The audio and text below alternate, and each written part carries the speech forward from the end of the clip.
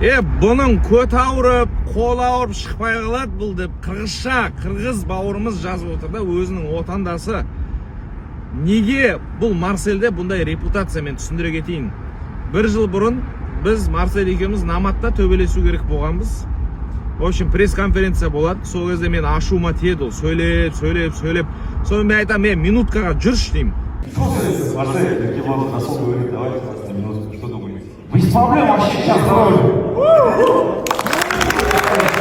Сол кезде оның түрі бұзылып кетеді, короче. Түрі бұзылып кетеді да, бірақ айналам бәрі камера болғаннан кейін давай дейді, короче. Сөйтіп шығады, таяқ жейді. Сосын 2 күн қалған кезде қолын гипстап шықпай қояды ғой, мен травмамын деп. Любой адамда травма болып қалышы мүмкін. 2-ақ күн қалған кезде мен қаншама тренировка істедім, қанша салмақ қудым, 10-12 килома қудым мен сол кезде. Соның барлығы просто так кетіп қалады ғой. И бұл шықпай қоя салады. Содан кейін бұда бұндай репутация. Сосын бұл поражениесі жоқ. 15 па, победасы бар, поражениесі вообще жоқ.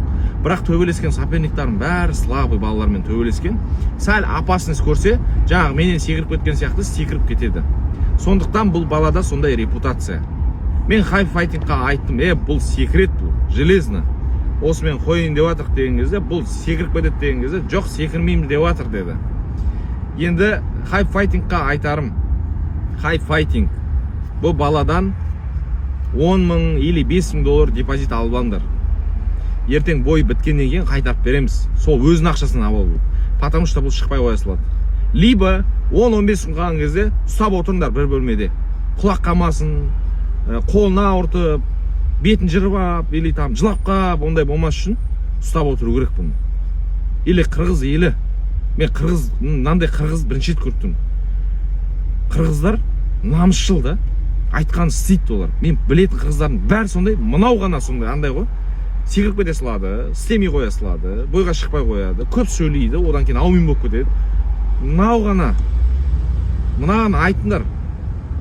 Намысың бар шығар, келістің ба, шық деп.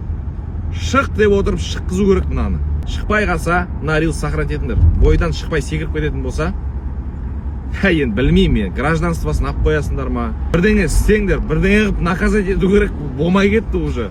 Бұл әбден бар ғой уже. Анамен хайпывать етеді, мынамен хайпывать етеді, жоқ болып кете беруді сәнге айналдырды бұл. Сондықтан бұған қарап отыру керек, достар.